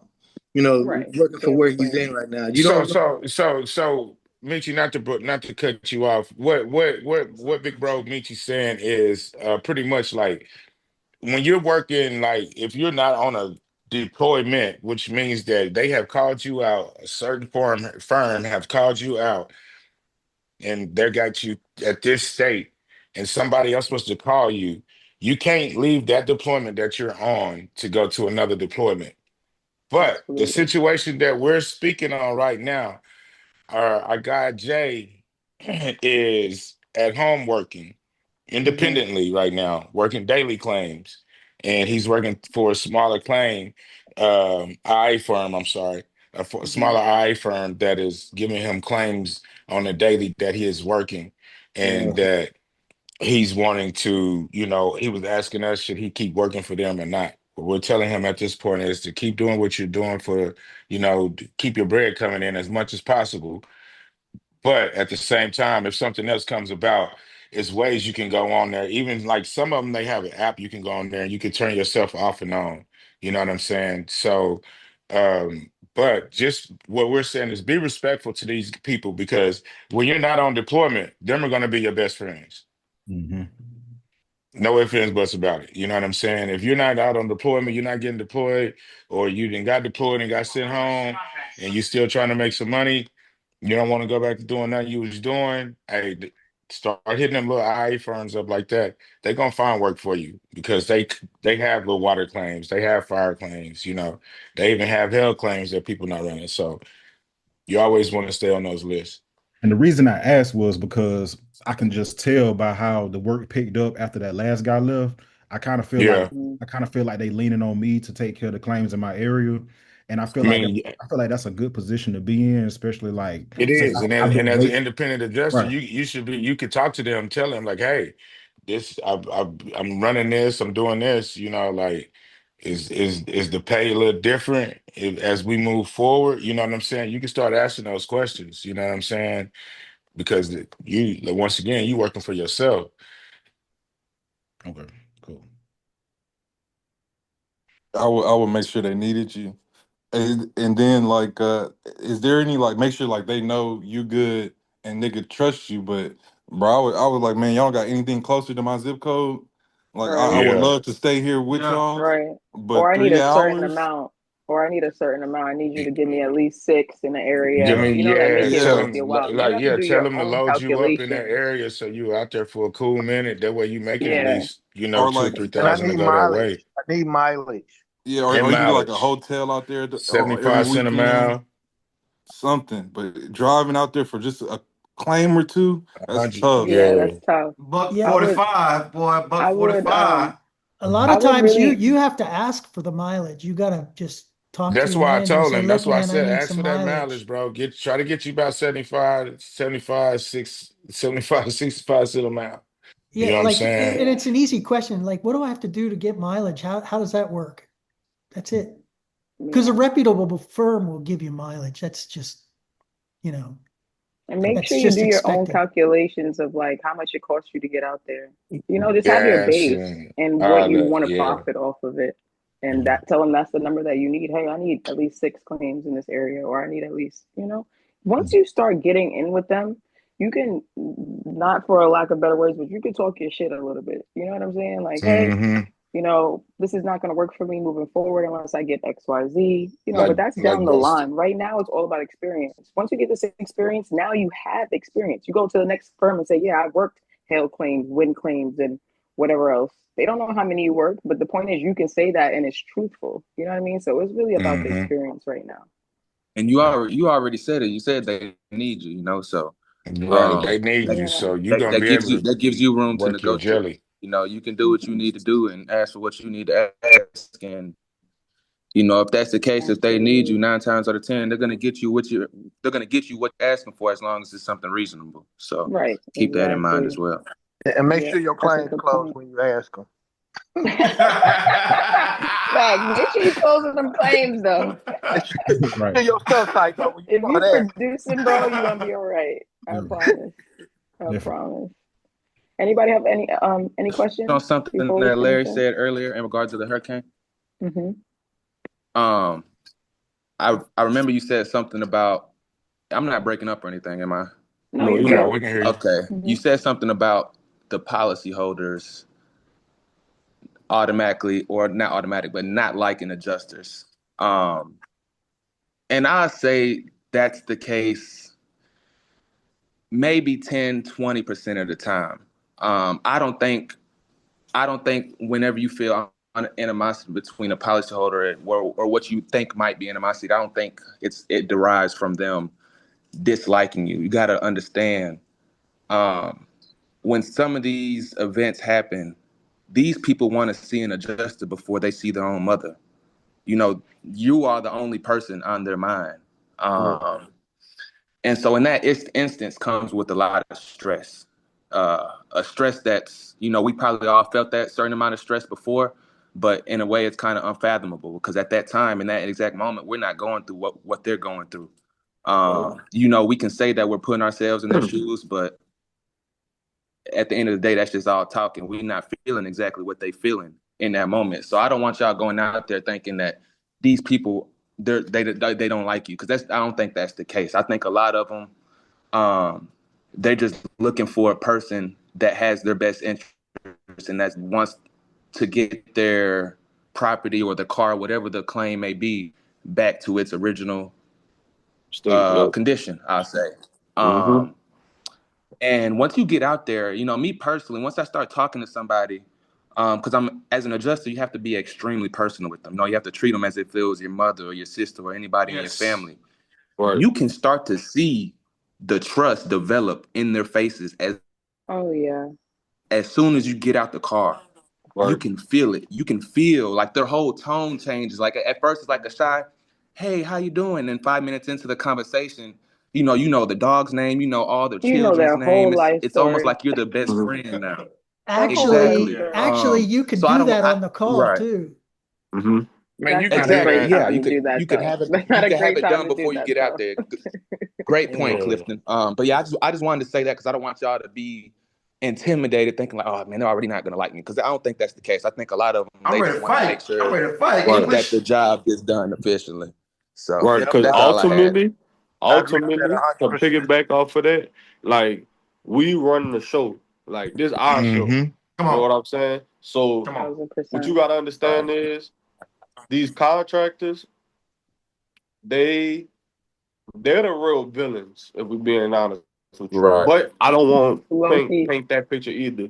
But they're going out there and, for instance, like outside of a hurricane, because like with a hurricane, like the damage is done. Like we don't. It's not like a situation where like out here what I deal with a lot of is a lot of these claims are filed because contractors, aka salesmen, they'll go around and they knocking on doors. Hey, I could see some wind damage on your roof, and I want to offer a free inspection to see, if your roof has damage and if you need to file a claim. So they go do the free inspection and then they come down oh man, your roof is smoked. It's torn up with damage up there, and stuff Right. like that. So they painting this picture. So contractors, they know that how the insurance process works. They know, like, we're not just gonna come out here and just pay for anything, So they might paint this picture in the head of a homeowner, like, yeah, you heard about State Farm, like State Farm, they train them to come out here and deny and this and that. So again, the common denominator is the contractor. They're the villains that's painting this picture to the insureds. So, but that's not always the case. It's common, but that's not always the case. So, like Nicholas said, don't think that like they just automatically don't like us, because me, like, I'm a very personable person, and when I get out there, like I said, I've developed the confidence to the point now, well, hey, how you doing? So, what we got going on here? All right, well, let's go ahead and make sure, we document everything. I want to make sure you get your home back to, its original state. I know that's your baby. Like, I'm showing them, like, hey, I'm here for you. I'm here to help you. Like, and they know that the power is in our hands. So actually, it's not like they dislike us.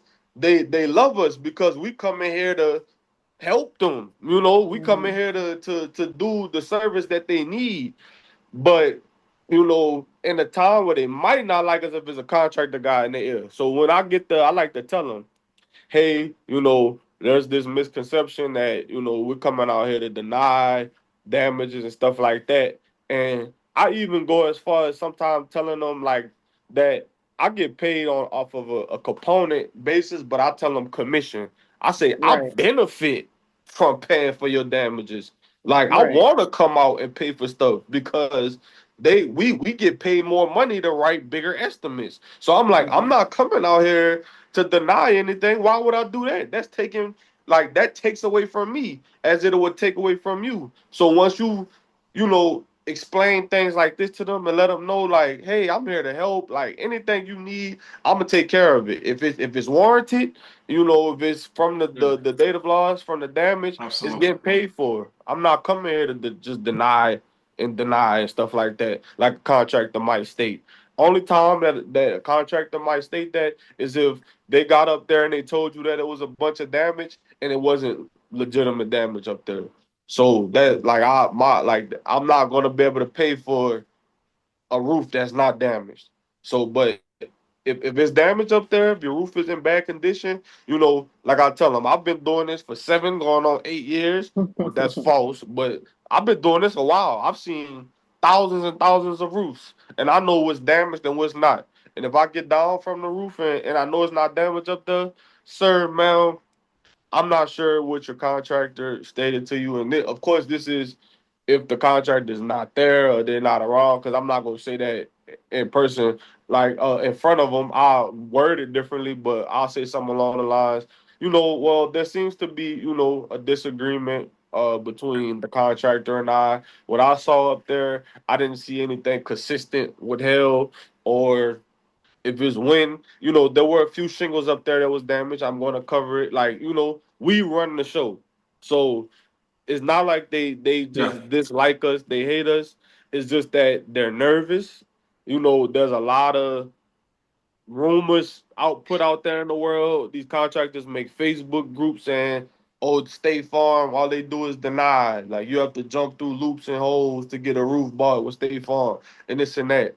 So we're going out there to, it's like we do a lot of conflict resolution, like stuff like that. We're diffusers. We putting fires out, going out there to let these people know, hey, your roof is good. It's actually not smoked and in bad condition. So, but yeah, I just want to piggyback off of that what Nicholas said.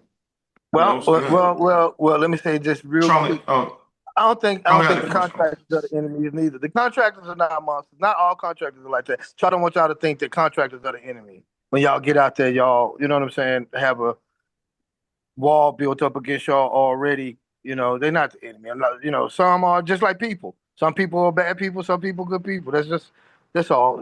And I'm sure contractors and all of them got stories about adjusters. That some are this way and some are not. So contractors are not monsters. you have some good and you have some not. And for me personally, most have been good. Most contractors, they'll match. We can't hear you, Breaking Nicholas. up a little You bit, chopped up. Nicholas. He was saying some good stuff too. We can't hear you. Man, I really want to hear what he's saying.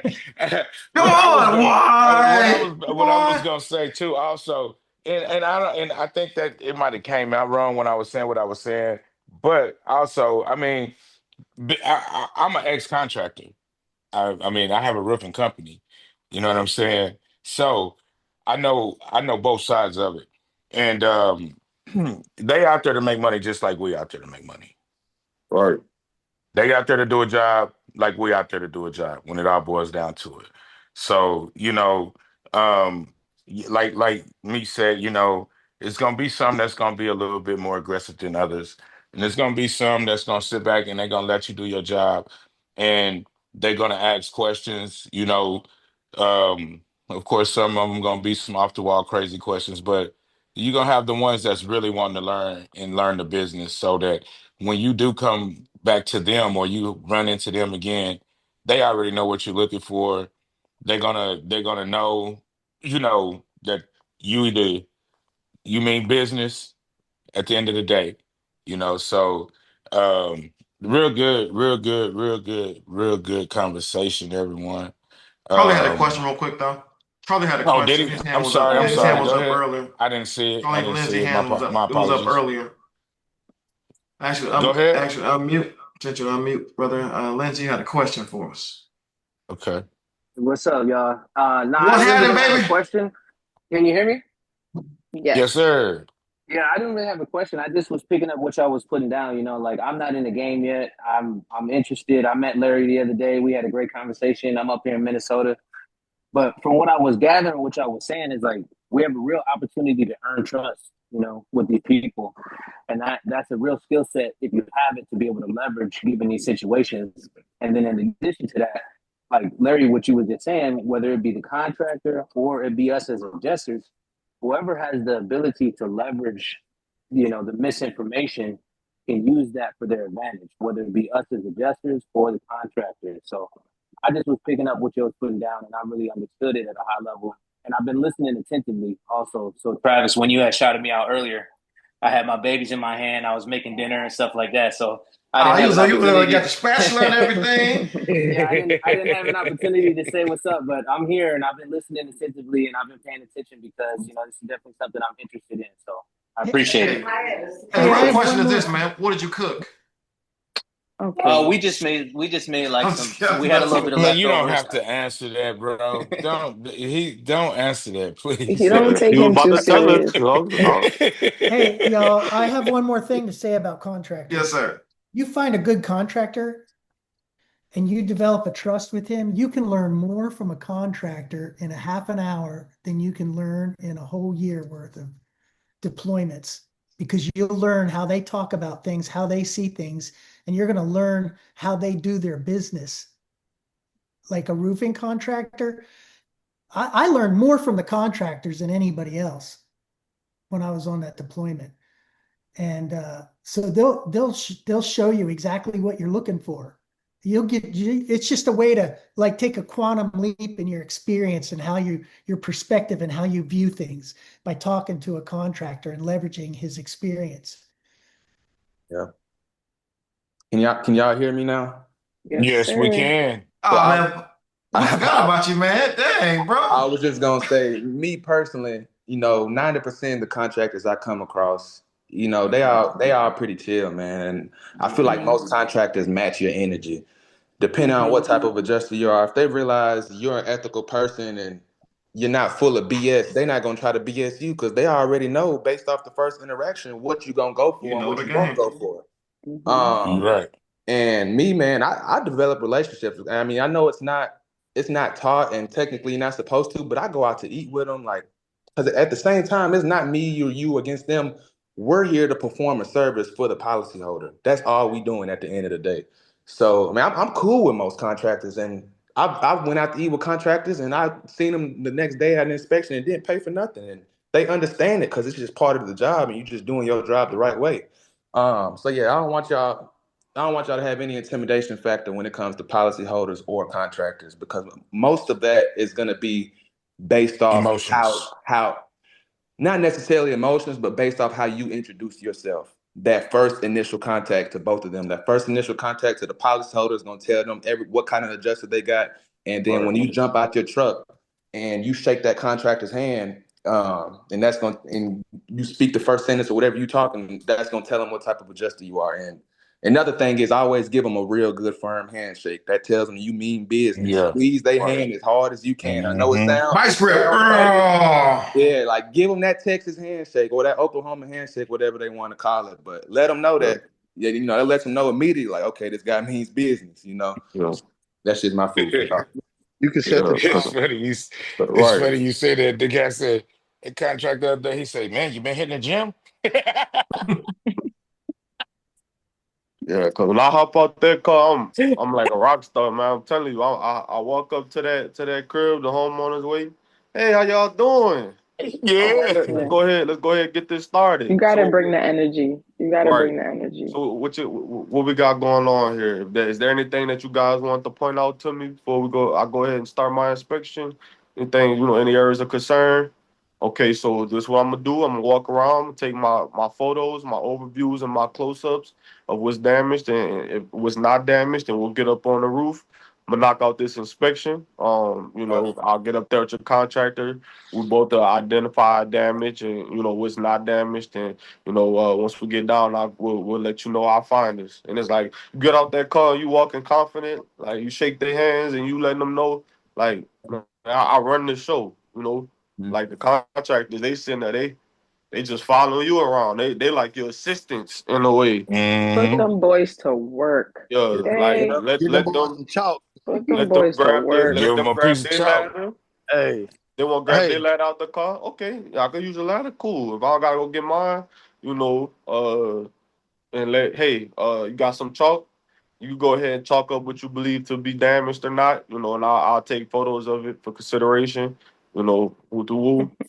And then just like we said, they the assistants pretty much. They working for us. boy, you walk up there with a flashlight, they be like, "Oh yeah, he know what he doing. He looking for some damage. Hmm. He trying to Right. get something." Mm-hmm. And they leave you alone. I love that.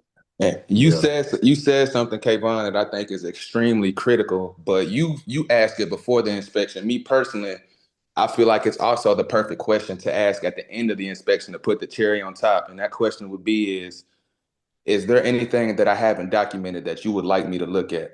That way, when you drive off, they get the feeling that you gave them your best work possible. And Right. My it, charge ain't safe. That it charge is also not. gives you that peace of mind that there was no stone Apple, that was good left Apple. This unturned. one's slow. Meet, you gotta mute Meech, yourself. Meech, Meech. Oh, I'm sorry. I'm sorry. So yeah, that's a good question, Kayvon. Yeah, I gotta add that to my Thanks. repertoire because I sure don't. Yeah, it's just real. It's the cherry on top. It lets them know, and most of them they're like, "No, I think you did. I think you did a great job." And that it's also a sense of way you getting the feedback right then and there. Yeah. Like, how do you think I did my job? Do you feel like I Right. did a thorough enough inspection? And if I didn't, what would you like me to look at? Don't ask it that way, but that's Yeah. pretty much you getting that feedback right then and there once you ask that question. So Right. And then that gives them that satisfaction that hey, I told him or her what I saw that was damaged, and then they also went and looked for some other stuff. So if it's something that they feel like, oh, if there's something that I might have missed, my adjuster, they got everything that I saw, and now they're looking for everything that they're trained and they have expertise on yeah, identifying. So that gives them a lot of comfort. It's like that's the thing that prevents complaints and stuff like that, is just making sure that your homeowners, they feel comfortable throughout the entire process, that they feel like you know when they call you, you calling them back. They have a question, you Hmm. answering all of the questions fully and thoroughly, and that saves you from getting complaints. So Like we said, we the rock stars. This our show, and these contractors. There's good ones, there's bad ones, so don't just automatically have anything in your head. There's good homeowners, there's bad homeowners.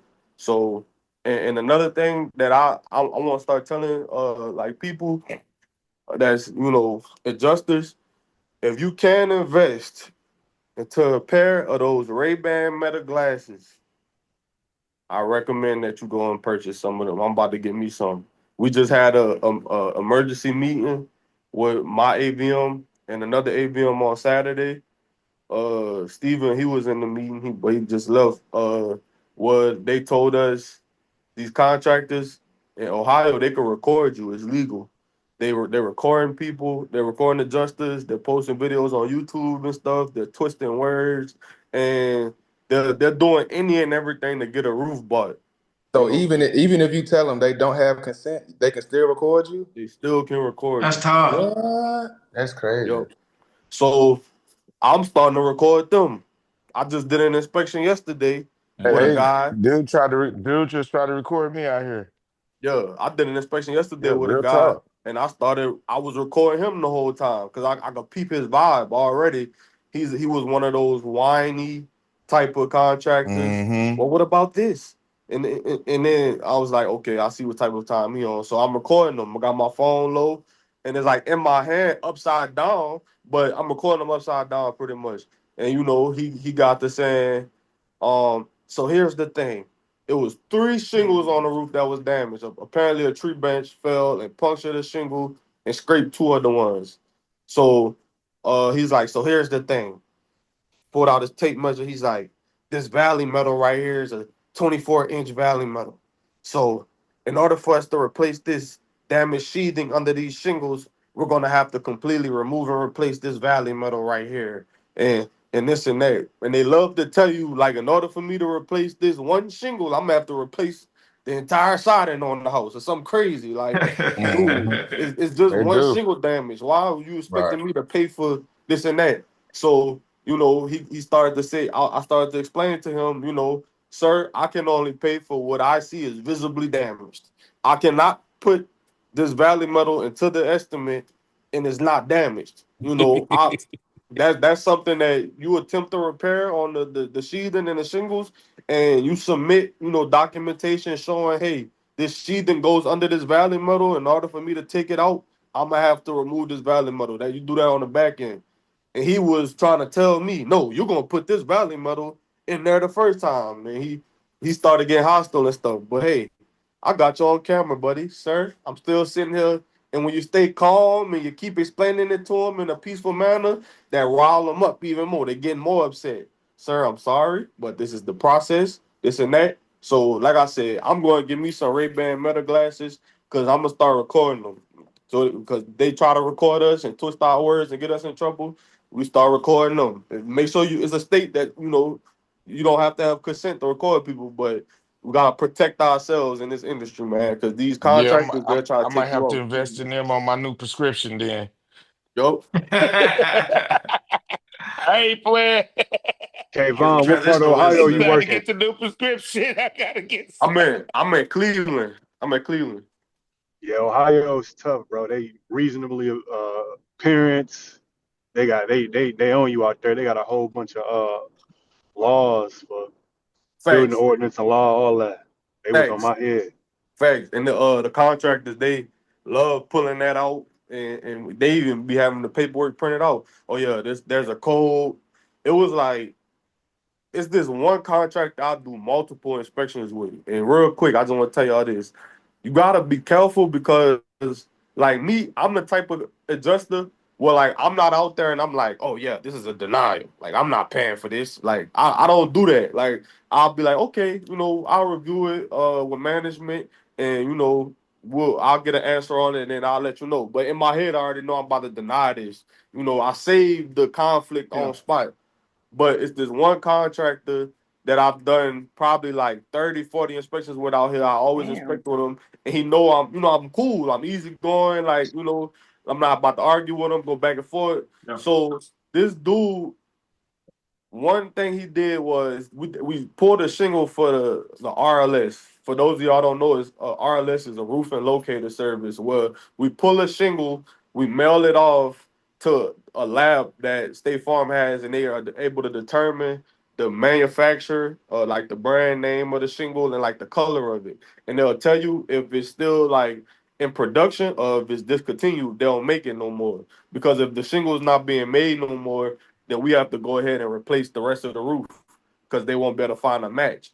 So this we sent off a shingle sample and for the RLS and it came back as in production. So the contractor, what they do is sometimes they'll go out buy the shingle that we say is in production and that's on the roof, and they'll go up there attempt to repair, and they'll say, "Hey, it still doesn't match. It still stands out." And then sometimes the a roof will get bought and get approved like that. So this contractor, he went and bought the shingle that we told him was on the roof and took a picture of it in the bundle, unopened. And then he went up on the roof and he put a completely different shingle than the one that we told him that it was. It was like a light gray shingle. The shingles on the roof was dark gray. And he sent the picture and like, Kayvon, this the shingle that they saying is up there. I told you it wasn't going to match and this and that. But I caught it. I'm like, wait. I looked up the name of the shingle online that the RLS result said, and it was a dark gray shingle. The shingle he went put up there and attempted the repairs with was light gray. So dude trying to get over, like he put the wrong shingle up there trying to get the roof bought. So saying that to say you gotta watch these contractors because they'll do anything to get a roof bought, and that type of stuff could come back and bite you in the butt, and get you in trouble. So cover yourself. You got to get the proper documentation and everything, because they do it all, especially down in like states like Ohio and Illinois. Like these contractors, they money hungry, and that's how they feed their families, and it's not a lot of legitimate damage up here. So Absolutely. Hey, good information. Appreciate that. That's good, Kayvon. Appreciate that for sure. That's real good. Janae, Real. Janae, 112 Cupid. Just That's like that's a sign, guys. Sign of the times right there. give it It's a about try. time to to wrap it up. Does anybody have any last questions that they want to get out for this Sunday? I just Anybody, not I just just want to Ken. thank Just want to Nicholas say for his thank input, Nicholas. everybody. Nicholas, thank Oh, you for your input, man. Your For sure. perspective is really appreciated. Yes, It sir. is for Definitely. sure. hey, Thank thank you all for the participation, man. It's getting better and better Mhm. and better as each week. I mean, we want more and more and more. Um, we Give me love to hear from more. you all. We love to Give hear me from you all more. because that helps us to develop as a core group to better do what it is that we need to do to better ourselves so that we can continue to present the things that we present to you. So keep coming, and keep continuing to let us you know um, hear from you, because it's great to hear from you. It's great to see your faces. We're seeing a lot more faces too, Trav. Look at all these Hey, faces, I man. always see that These smile beautiful from faces. Muhammad and Yeah. Cliff. They be smiling, boy. They be in there, but all them teeth, boy, all the curves. You know what I'm saying, Janae? They be like this, We get Janae. these faces, man. I So love that's all that. You good. know, We see them thank you Nicholas teeth, all. he And for smiling. You you know what I'm all that saying? I love that. you all that's not showing the beautiful faces and handsome faces, we would love to see you all too, So, don't feel shy. Let us see you. That way, if we do happen to get deployed together, we not only can put a name with a Yeah. face, but we can put a name with a face. You know what I'm What I'm saying? talking about. Because it's possible. It's so possible that you get deployed with someone that's on this group in this Oh community. yeah. Yep. It's possible, and that's when it's gonna really come in, because I got a brother on here right now that I got two, three.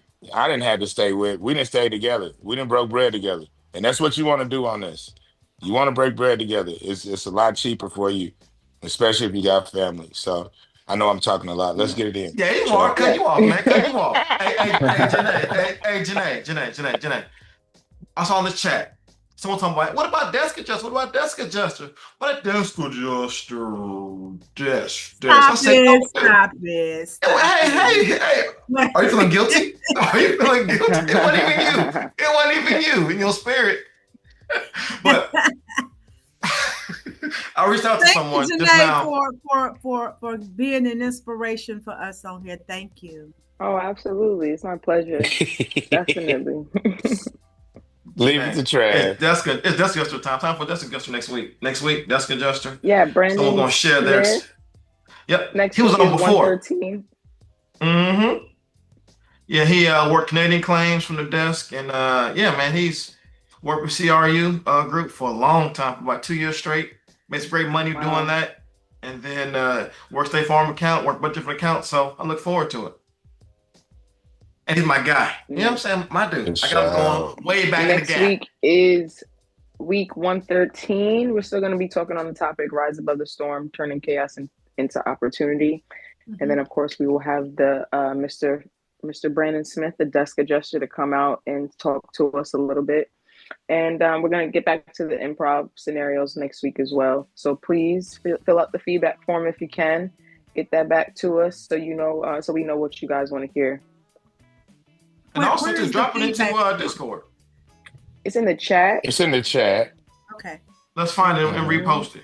Where is it Yeah, you at? can find it and repost it. I think it's up top somewhere. Hey, hey, Charlie. Yeah, what's up? What's up? Yeah, man. Just get with me, man. I get the and we'll talk. You know what I'm saying? I get the class information and stuff over to you. And you know, we're gonna move forward from there. Yes, sir. Drop it in Discord. I can't find it. I can't find it. Drop it in Discord for us. Nice to meet y'all, man. This was an excellent group. I appreciate it. Yeah, make sure you come back. Yeah, welcome to the family. Baby girl right there with him. You know what I'm saying? Rocking the baby. You know what I mean? Oh, you know what I'm saying? Little cheekers, boy. Congratulations, brother. Congrats, man. All right, y'all. Yeah, Ash told me All Ash told me you had a little one over there at Newbie. Oh yeah, man. I got all the kids, bro. I got. That's what's up. That's what's up. Ain't nothing wrong with it. Ain't nothing wrong with it.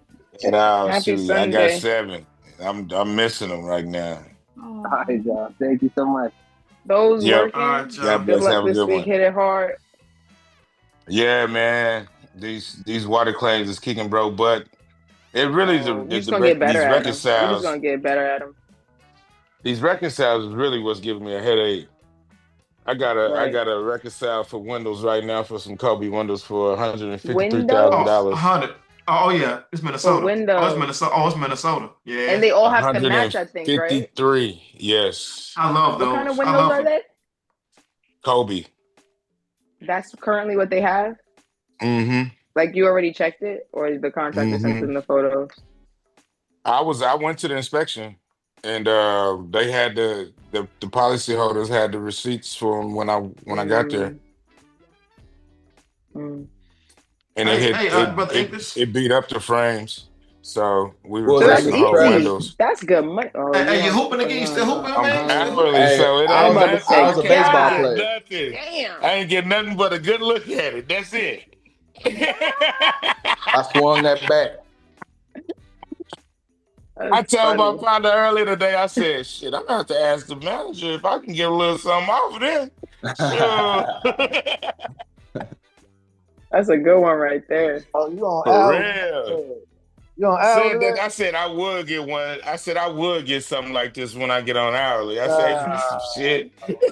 Wait, so Meech, you going to Arizona? Is that hourly Yeah, or I was just about component? to ask you that, knucklehead. You going to Arizona? I just talked to you. You ain't said nothing. Well, you know, it ain't never official to me until I get that email. Absolutely. Yeah. 1,000%. 1,000%. You know what I mean? Who you going with, Meech? I just moved to Arizona for a deployment. I don't even know what part yet. They hadn't given me any information on where I'll be headed. What firm is it with? If you don't mind me asking. It's State Farm out of QA. QA? Yep, that's Yeah, what I'm QA. with right now. Yep, I think I accepted that same assignment you talking about. And So is that hourly or component? it's hourly at 612. And the reason 612, that's good. I lived in Houston and I was renting. So when they told me, a manager called me, he was like, I like your work and we got people that's been out here for 9 months. He was like, and I'll make them leave before I make you leave. So I was like, Hey, okay. So Already. he told me that. I said, he talk nice to you. Yeah, I talked to him. I said, I don't need you to be filling me up with smoke because I'm actually move out there, so I'm not paying the hotel expense and rent back at home. What? He was like, you should be. He's like, you're gonna be good. I'm gonna keep you out there as long as I can. So yeah, man, I signed me Okay. a year lease out here. So far it's been primarily wind hail claims. My only complaint is I have claims that are 50 minutes away and I have claims that are 5 hours away because it's proximity. 5 hours. Right. 5 hours Damn. up by Utah That's type deal. Yeah. So that's Wow. crazy. I Hey, wanted to. you signed up for it, baby. That was my initial reaction, but I'm like, man, I'm still getting paid every day to drive, and it's not like I'm on a component where driving is killing me, like because I could be getting more work done. Right. Where Right. being on hourly, it makes me feel more. Although I'm not looking forward to driving those 5 hours, I'm Like okay 1 or with 2 out that. there. Maybe that's why they How bringing Meech out there. So Yeah, he could be in that Yeah. area. I only have 2 up that way. I have like 70 claims right now, and I Okay. only have 2 612s. that are 5 hours away. And my manager, they said they only want to see 8 inspections done a week. That's For me, beautiful. Oh, you for me, That's lucky. beautiful. I gotta give them Hold on, hold on, hold 10. on, hold on, hold on. I hope we But all on the same 612s, one. hold on, let me answer the question real quick, y'all. We got a Yeah, question in the six chat. twelves. That's Six yeah, twelves is 6 days, 6 days, a 12 week, hours a 12 day. yeah. hours. So Yeah. whatever your hourly rate is, that's what you getting paid So that 12 you hours. They get get. paid your hourly rate for that 6 days a week. Yeah. Yeah. They And of course you get and overtime after and you 40. getting overtime that day too. At 40. Yeah, man, 40. we trying to get 612s out here, bro. They won't give us 612s for What do you nothing, got? bro. They Five keep giving us tens? 610s. No, they Six keep giving us tens. 610s. I just don't like when they be offering 5 tens. I'm like, Yeah, that's Man. crazy. It's like damn. now you just We was It's basically like, bro. Hey, yeah. we told them, Right. we said, give us 712s, give us 710s then. They like, nah, Minnesota don't work on Sundays. I can still work on Sunday though. No, it's a Right. state, but they say it's a state I'm law that saying, I'm like saying. they don't work I on can do it. Sundays. I said, that's crazy. First off, I'm a Texan. You know what I'm saying? That's what I told her. I said, I'm from Oklahoma. Shit, we work on Sundays. We work on Sunday. So, Meets, if you ever have any questions about coming out here, brother, I put my number in the chat. So just hit my line and man, I'll be more than happy to help. what you mean if I have? Yeah, just I'm let you Right. about to. shit. You could call me after this, brother. I'm more than happy to help you. Already, man. That's what's up. Let me do this and put you right here. Yeah, man. I'm finna get out of here, man. Like I said, I got Yeah, these all right, these y'all. record sides to get on, man. So Peace I'm out, finna gang. get on this other one and Later. 5, do what it 4, do. 3, hey, 2, out, and button Good now. night. Yeah. Peace.